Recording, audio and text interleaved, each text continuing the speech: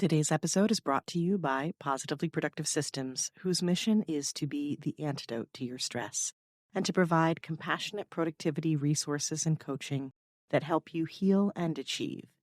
Be sure to check out both free and paid resources at positivelyproductive.com/resources. As people become more and more robotic, as content becomes more and more easily manufactured, the how-tos of life aren't going to be as important as the touchy-feely side, the feelings, the emotions.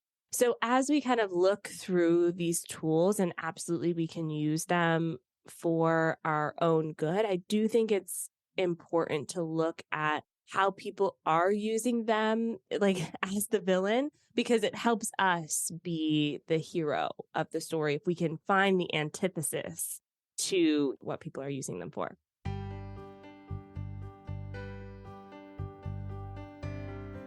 You're listening to the Positively Living Podcast. I'm your host, Lisa Zaratny, founder of Positively Productive Systems and a coach certified in time and stress management, helping overwhelmed clients make space for what matters. Join me each episode as we explore ways to live a more proactive, productive life with topics and guests that speak to simplifying self-awareness, systems, and so much more. I understand overwhelm personally as a fellow multi-passionate entrepreneur, wife and mom to kids and cats, and former caregiver.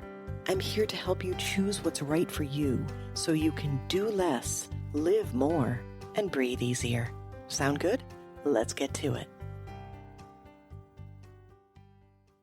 Welcome to the Positively Living Podcast. I'm your host, Lisa, and today we're digging into AI, artificial intelligence, and talking about how it's impacting our creation of and experience on social media.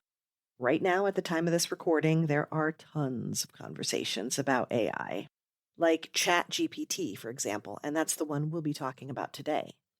Now, AI itself isn't new. The smart devices we carry around with us every day, you know, the ones that actually make phone calls, too. I know, I was surprised as well.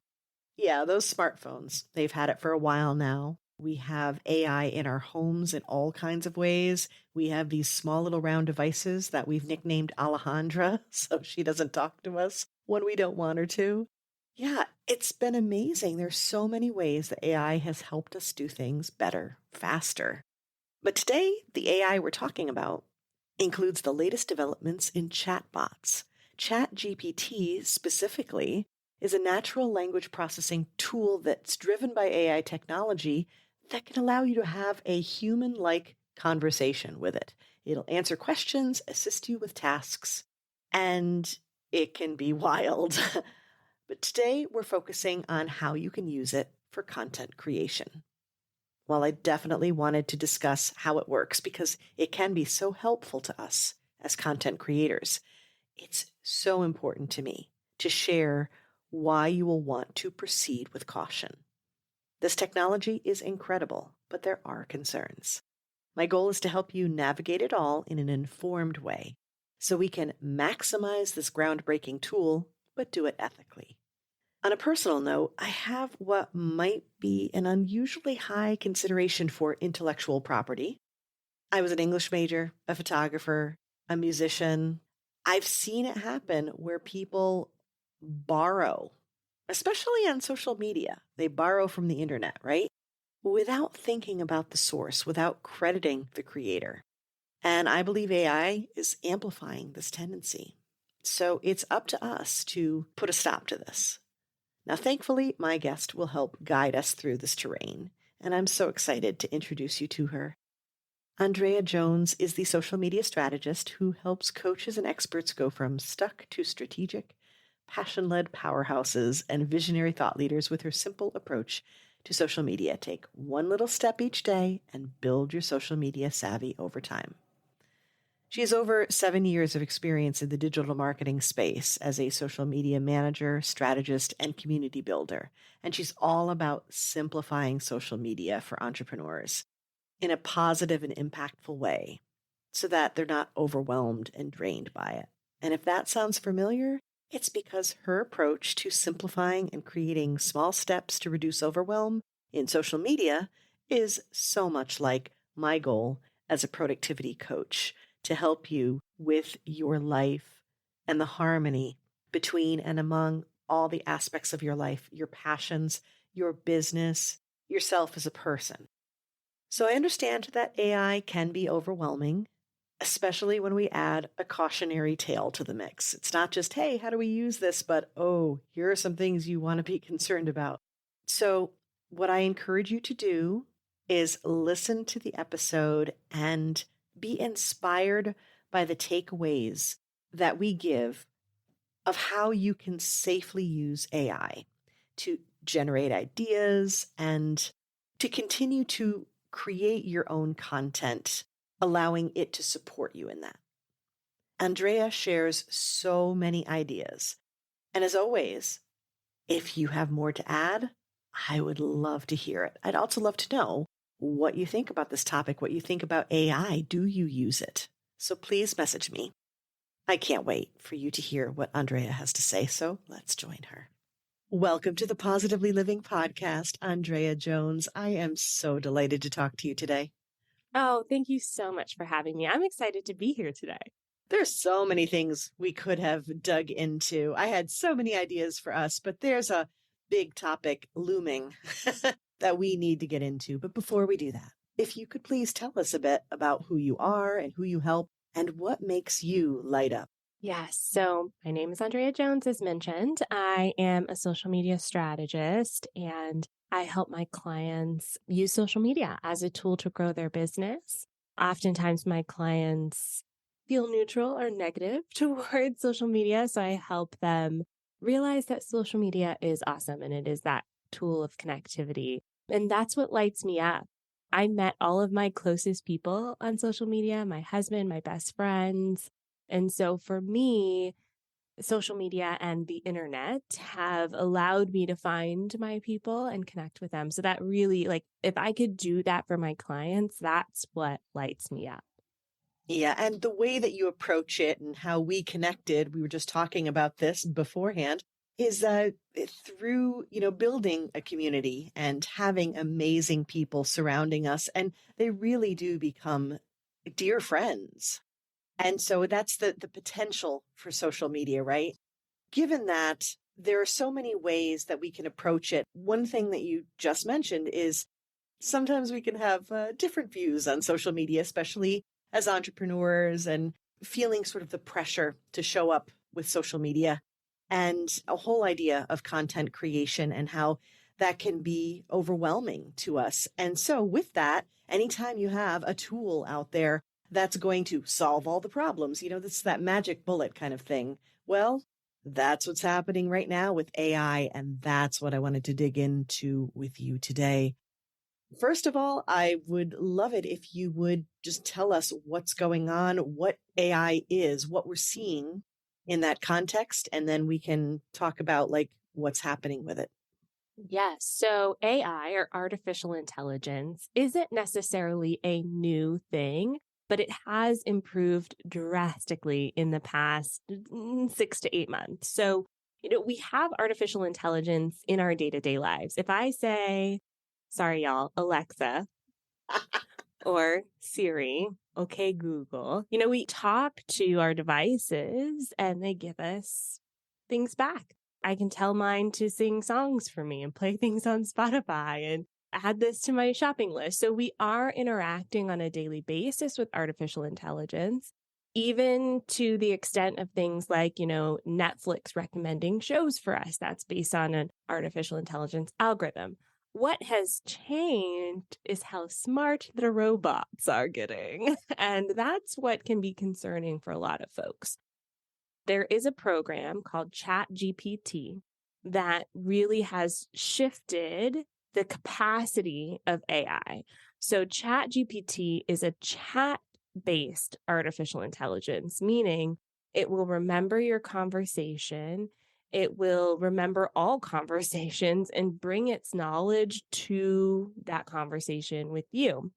And it is a people pleaser to the extreme. So it wants to help you so desperately that it'll try to give you all of the answers, even going so far as to making up things that it thinks you want to hear. So, as a marketer, as a business owner, there's a potential to leverage this tool to create content or to get new perspectives for our business. But as a marketer and as a business owner, it can be concerning because then we wonder, do our clients need us if they can go to artificial intelligence and get all the solutions to life's problems? So that's where we are today. I love it that it's the ultimate people pleaser. And by the way, here's a pro tip. Whenever you want to talk about the devices that we mentioned before, we actually have a nickname for ours here. We call her Alejandra so that it doesn't always kick off. But with the chat option, what's great is we have a choice to use it or to not. And I've been seeing it in all kinds of different places. Google Workspace was just like, hey, we got, an option here. Do you want to be one of the first users? And I do some things in Notion, and Notion was like, I have this option here. And like all the different search engines are like, by the way. So it feels like there are like variations on this theme on all different platforms, right? Yes, absolutely. Even Canva now has a feature where you can change your shirt. You can add a plant to the desk, all using artificial intelligence, which is so interesting. It feels like when the iPhone was just released and we all were like, why do we need an iPod and a phone? Why do we need to carry around both of those things? And so it does feel like the evolution is here. Yeah, it also feels a lot like just the whole filter vibe, right? On social media, which I'm both like oddly delighted and like freaked out about simultaneously. Oh, yes. The filters. There is one on TikTok right now that you can't tell right away that it's a filter. And they made it extreme enough so that the person looks different. But it does get me curious about how you can slightly add a filter, something that's just a little less obvious. Or someone could use a filter anytime they create a video. So you would never know what they really look like. So there's lots of ways that this is bubbling up, and it's so fascinating. Can I ask you, Lisa, how you feel about it? About filters, about AI, about all the above. About all of it. I am a big believer in authenticity. So I like to look my best, but I also want to keep it real. And I also think that it's something that my clients and my people rely on. They appreciate about me, especially being in an industry or in an expertise that is often considered a kind of a perfection area, being productive, being organized, being precise, having systems. And there is a precision to that, but it's more about leveraging things. And I love to show people how to do that in a very realistic way. So having extreme filters and having things that showcase a perceived perfection is like very much against my values. Do I like them? Do I like to look good? Yeah. But I use them with an abundance of caution. Yes. See, yeah, I love that perspective that you have. This is why we get along because I think that as a human, my brain instantly goes to nefarious means, Yeah. How is someone going to use this negatively? But there is a way to leverage some of these things and still maintain that authenticity. I like that you talked about, presenting yourself in a certain way because I wear makeup. I like to wear, bold clothes and colors and lipsticks, and that's authentic to me. And so I think it does require that finding the balance between these two things, which is why we're here. Exactly. Exactly. And we will get into that. We will get into the good ways that we can use it. But before we do that, it behooves us to talk a little bit about the nefarious ways. And yeah, I'm so bubbly and happy, and people know me. I mean, I'm certified in positive psychology. It's how I work. And yet the skeptic in me is always like, what's going on here? But it's not just that. We also want to talk about things we need to consider to protect ourselves in the long run. And so let's talk a bit about when we have these kinds of options out there, especially when they're billed as being the end all be all, the answer, how you can create content in 3 seconds and then be done. What do we need to be worried about? As we do build our businesses, and especially I look at this through the lens of social media marketing, there are tools out there right now that will scan through, say, LinkedIn posts. You give it a LinkedIn influencer. It'll scan through those LinkedIn posts and then just remix the post, and you can copy and post it yourself. In fact, they have like a one-click post option where you can post it to LinkedIn. Those things I do not like. However, there are other tools out there. People are building tools right now that will be able to catch if something was written by artificial intelligence. Currently, that's the only way I know to kind of battle this with technology. The bright side of this is I think human stories, like real human stories, are going to be exponentially more valuable. When I share a story about my daughter loving Miss Rachel, which is one that I posted in my newsletter this week, I feel like other parents know what I'm talking about. We connect, we relate. Or I just wrote a newsletter about my mom wearing Crocs and how I always thought they were ugly. And then I tried them on and I was like, these feel amazing. I feel like those human stories are what people are going to value even more, which is a good thing for us as business owners. So as people become more and more robotic, as content becomes more and more easily manufactured, the how-tos of life aren't going to be as important as the touchy-feely side, the feelings, the emotions. So as we kind of look through these tools, and absolutely we can use them for our own good, I do think it's important to look at how people are using them, like as the villain, because it helps us be the hero of the story if we can find the antithesis to what people are using them for. I love that. And the other thing that I wanted to add, and I welcome your perspective on this as well, is that even when we come at it with a very well-intentioned perspective, okay, there's an element of the work that AI is doing on our behalf, that people pleasing that you talked about, in what it's actually doing. As soon as you said, oh, it collects posts that were done already, my plagiarism alarm is going off, like red flags everywhere. So my days in corporate America were as a communications manager. I have an English degree. So writing content and understanding that it needs to be your content is extremely important to me. And then I got into photography. So in that art world, people pulling things without acknowledging who created them, I feel like that happens a lot naturally. And again, not necessarily maliciously on social media. And now my concern is that this is going to take it a step further because it's trolling the interwebs for goodness and bringing it back and being like, here, hand this off as your own. Yes. And what's interesting too is something like ChatGPT will make up sources. So even if you try to say, okay, I need, this information, can you give me a quote from, 3 different books and give me the author and the title?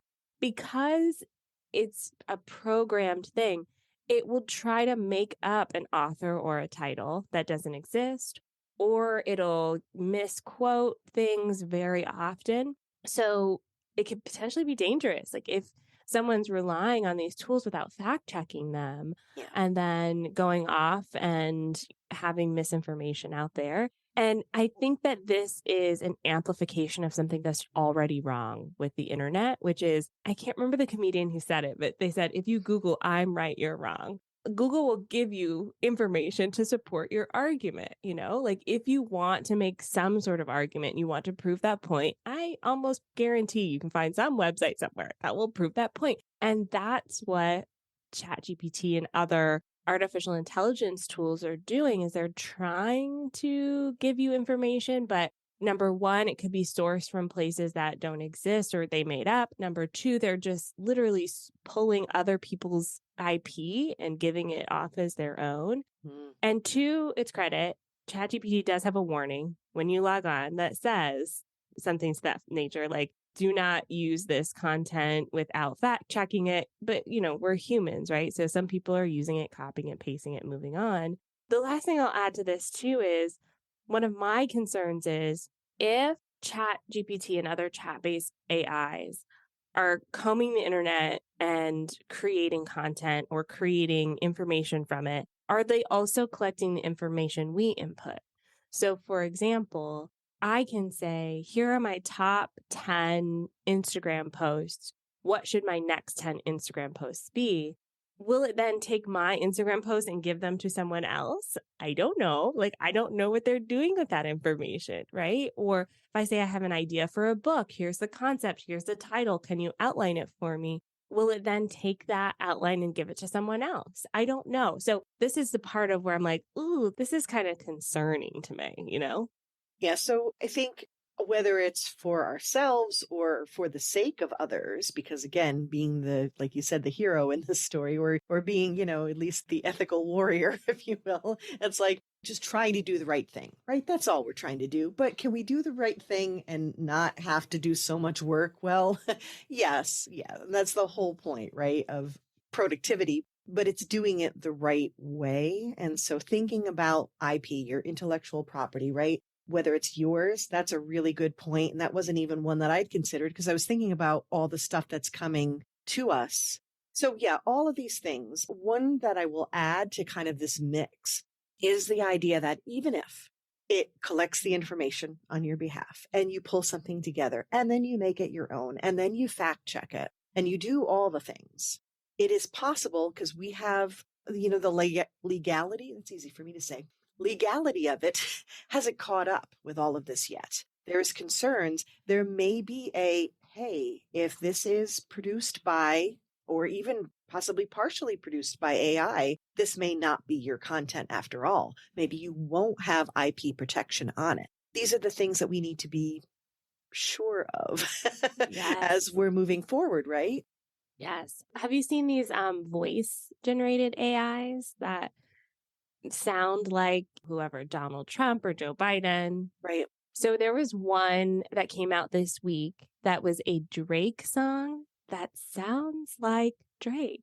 And it's so similar. If someone told me this was a song by Drake, I would go, oh, yeah, okay. And so legally, Drake and his, music agency company or whatever, they're fighting for this song to be taken down. But once it's created, people keep re-uploading it Yeah. in all sorts of different ways. So this also brings that legality question into play. Like, if you're mimicking someone's style and saying that it's them, how do we navigate that legally? We haven't caught up yet as a society. And I think it'll still be a few more years before we do. Yeah. So again, these are all things to keep in mind. And with that, what can we be doing right now? How are you inspired to use it in a way that, yeah, there are going to be some things we still need to figure out, but at least for now, how have you been using it? How can we use it in a way where we can maximize it? And also we'll keep in mind that we're trying to protect ourselves as well, but there has to be some ways that it can certainly be useful. Yes, it is useful. I actually really like it. Like, as much as I'm warning everyone against the downsides, I actually pay for ChatGPT specifically, their premium version. Okay. And how I use it on a daily basis, I can just give you a few examples. If I'm sitting down to do a podcast episode, for instance, I will tell it, here's my idea for a podcast episode. What are some of the things I'm not thinking about? And then it'll give me some maybe suggestions. And it may say, what are some concerns that my listener may have after listening to this episode? So then I can address them in the episode. I've done that. I also do it to help with naming things. I am terrible, terrible at names. I love a good pun too. So I'm like, if I see something like, I like that. So I'm working on a course right now about my podcast, and it's not a how-to course. It's more of a like behind the scenes. Here's how I did my podcast, how I built it. And so I asked ChatGPT for some names and ultimately came up with Behind the Mic for the name of the course, because it gave me probably about 10 different names and it didn't have that exactly. But from the names it gave me, I was inspired with the current name of the course. So those are just two ways that I use it on a daily basis to help get over the hump of trying to come up with ideas. And as you mentioned, it's becoming embedded in the way that we work. Google has Bard, Canva has their own AI, but even I use Grammarly to, check my spelling and grammar as I'm writing, and they release their AI that helps you reword entire sentences for clarity. helps you come up with new ways of doing things. Or you can even say, hey, I need to follow up with this client on this invoice. Can you help me write an email? So it's becoming embedded in the way that we just navigate throughout the world, which I find incredibly fascinating and interesting as a human living in this time. It really is. And when you're talking about the Grammarly version, for example, and so this is where you have to think about the nuances in each of the different platforms and what you're using it for and where it can really work. When you have a sentence that you just need to reword, right? It reminds me a little bit of playing those word games where you're like looking at the letters and it's not making any sense to you. And you're like, shuffle it for me. Yes. It's sort of the grammar version of, can we shuffle this around? So all it's really doing is being like, okay, it was a passive statement. Now we'll make it an active statement. And now, maybe we'll add in a few more adverbs to the mix or we'll, do a dependent, independent clause together to make it fancy. I can hear the English major The English just like seeping through, right? But yeah, it's like it's doing all that, in quick time for you so that you're not having to use that brain power. It's not that you don't know it. It's not that you can't get there, but you can get there faster. Yes. It's very much like when I was in third grade, I remember our teachers going, you have to learn math because you will not be carrying a calculator with you around for the rest of your life. Does anyone remember this? Oh, yeah. There was a period of time where we thought we would not be carrying calculators around with us. In fact, calculators were expensive. They were expensive items. And now we literally have calculators on our phones that we carry around with us all the time. Everywhere. So I do think there are use cases for this, Grammarly being one where there isn't a question about IP or legalities or anything like that. It's just improving and helping us get to where we were going anyways faster, And so to that point, I will add my favorite way to use it. And when we were chatting on LinkedIn and you were asking everyone, so what's the deal? What are you doing? This was my answer is when I'm faced with a blank page, I love it as a prompt. Quite literally, you're using prompts in AI, in ChatGPT and others like it. And you're asking for something and then it's spitting back ideas. And then I've always found that it's easier for me to edit than it is to write. And that may be the case for you as well. It's that sometimes we're in a situation where we're like, okay, I have all these options. Where do I go? And it is so much easier somehow for us to like take a look at something and be like, oh, that works. That does not. Sometimes it's just easier to be like, I can tell you what's not going to work. Like when someone wants to design something for you. That's so tricky because you're like, okay, I think I like this. I think I like that. Here's some ideas. But if they show you something and you're like, oh, no, it's not what I had in mind.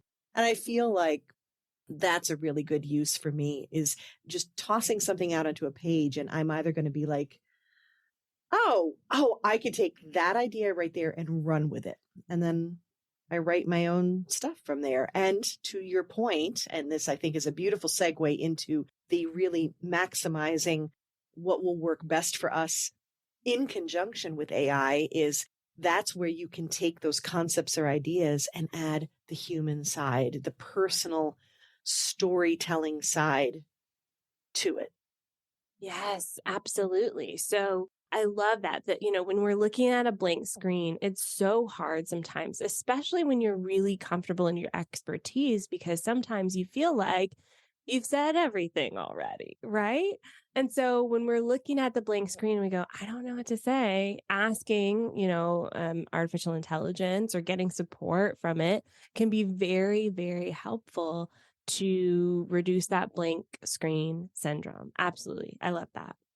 Andrea, is there anything else that you want to leave us with just in terms of feeling inspired by AI and I suppose maybe less worried about it, but just more like, I'm trying to think of the word, I guess informed. Yeah, that would be the word. Yeah, and I do think it's scary. I think it's okay to feel a little dubious about the direction of it, but I also think it's a very powerful tool. And I think ultimately, just like any tool, when I'm thinking of social media, same thing. A lot of my clients think of it so negatively sometimes, but it can be a tool for amazing connections. Like it can be a tool for something that's bigger than what you ever imagined. And I do think that way about artificial intelligence as well. One of my favorite questions to ask ChatGPT is, let's say I'm about to record a TikTok video and I have my little outline and I know what I'm going to say, but I need a hook. So I'll ask ChatGPT, okay, this is what I'm going to say, but I need to start this video with something. What do you suggest? But before you suggest something, what other information do you need to know? Oh, that question, ChatGPT will give you like 4 or 5 different things. It'll ask you questions and it always has me thinking in a different way than I originally thought. And then, I'll type in my responses and then it'll give me 10 different hooks, different ways to start that video. So for me, that's how I love using the tool. It's just that it can be used for good, and we need more heroes to use it for the power of good. And I think it can help those of us who do really great work with our business to do that great work even faster and reach even more people. I love that. I love the idea of the prompt and asking it that question, and this sort of the what am I missing or what more do I need, and really getting meta in there. And so you're using that with your video content, which I love. I'm a huge fan. And while we're at it, talking about social media, any other couple of suggestions of something we might want to walk away with today and actually try in terms of creating social media content? Yes. So I mentioned about the data. So ChatGPT can process data. Now, there is a limit on how much data you can input. However, if you do have something like your top 10 posts that you can input, or you have even like your Instagram bio, you can say, here's my Instagram bio. Here's my, about page on my website. Is there a way that I can improve my Instagram bio? And it'll give you some suggestions. Or with your top 10 posts, putting those in and saying, here's what I've already talked about. People clearly like these posts. What else should I talk about? I did this recently with my podcast episodes. Every year, my podcast manager will go through and list out the top 20 posts. So I have all the titles. I will input the titles and say, these are the top 10 titles. Is there anything else I should talk about? And it usually gives me pretty generic responses, but I can then spark that idea into other ways to use this. So to me, it's an idea generation tool. And when you use it that way, it can help you think about things differently. The last one I'll leave you with is even doing research on certain things. So, saying who are the top competitors in my space, or, give me 30 hashtags around this topic. You can use it to research certain things that you can then liaison into more social media content and more assets. Wonderful. And I'm thinking too that this has major potential when we're constantly on the search for SEO supporting titles and naming conventions and things like that as well. Yeah, absolutely. You can say, I'm on TikTok and I want to be found for this reason.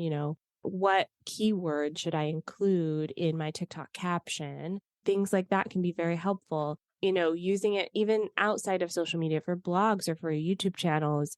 Here's my video topic. What should the title of this video be? Using this keyword, that can also be very helpful.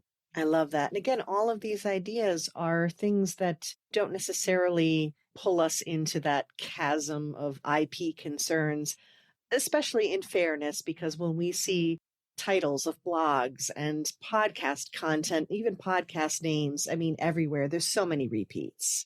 But what you bring to the table is your expertise, your perspective. And that's where the magic was all along, anyhow. Yeah. And I'll say this thing too. The feedback or the response that you get from these artificial intelligence tools are only as good as the questions that you ask it, right? So, for example, I was trying to come up for a name of something, and I told you I love puns and titles. And so I asked it to give me a name for a social media course, but use a Shakespeare pun. So, I don't know if anyone would think to put those two things together, but I did. And it gave me some names that I was like, oh, okay, I see what you're doing there. And I'm probably never going to do anything with it because I was just having fun. But I think those sorts of creative ways that you can use these tools, something that it would take your brain maybe months to figure out. It's just so fun to me. I just love it. Right. And much better than TikTok as you like it. So as I said, thank you. If you ever need the human help, I am here for the puns, but I love it. Yes. Okay. I think this is a wonderful place to finish off here because this is really hopeful. It's exciting. And it's like anything else where you have beginner, you have advanced, you have places that might be troubling for you, but you have plenty of space to play that isn't. And that's definitely where you are. So I'm actually really excited. And you're right. It's only as good as the prompts, right? And the things that you ask. So I know this is something that you can continue to support us in. I know you have podcast episodes about this very topic. I'll make sure to have in the show notes, but let us know before we get into our fun rapid wrap up where we can find you online. Yes. So I am everywhere at Online Drea. That's online DREA. And if you appreciate my perspective and approach, I do have a free course that you can check out. It's onlinedrea.com/free. And it walks you through my methodology behind using social media as a tool to grow your business. Fantastic. All right. You ready for this rapid wrap up? Yes. Okay. It's easy and it's fun. Speaking of prompts, you're going to be the answer to these prompts today. Fill in the blanks to a song that lifts my spirits, always makes me dance is? I am loving Lion King right now. I just can't wait to be king. My daughter and I have just been dancing around to that one. Such a good one. How about a quote or a mantra that inspires me that I love to share? Yes. And I always butcher this one, but it's from Brene Brown, and it's you deserve to be loved and you deserve to belong. Okay, let's sit with that for a moment. Yes, you show up here worthy and you deserve those things. All right, now how about a resource besides ChatGPT?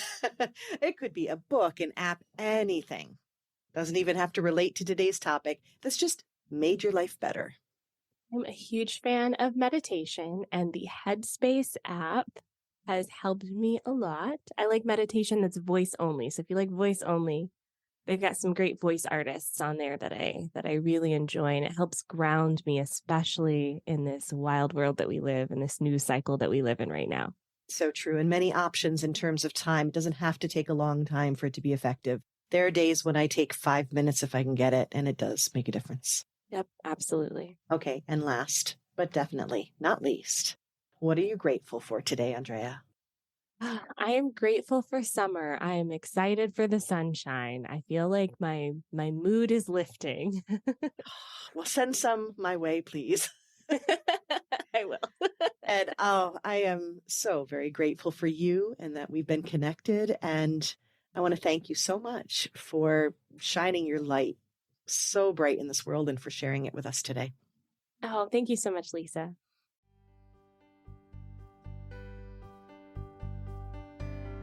Thank you for joining me today. Your time is precious and limited, and I'm honored you chose to spend it with me. If you have feedback, questions, or want to schedule a chat, head to positivelyproductive.com/connect. And if you are looking for any of the resources referenced on the podcast, from books to products to training and more, go to positivelyproductive.com/resources.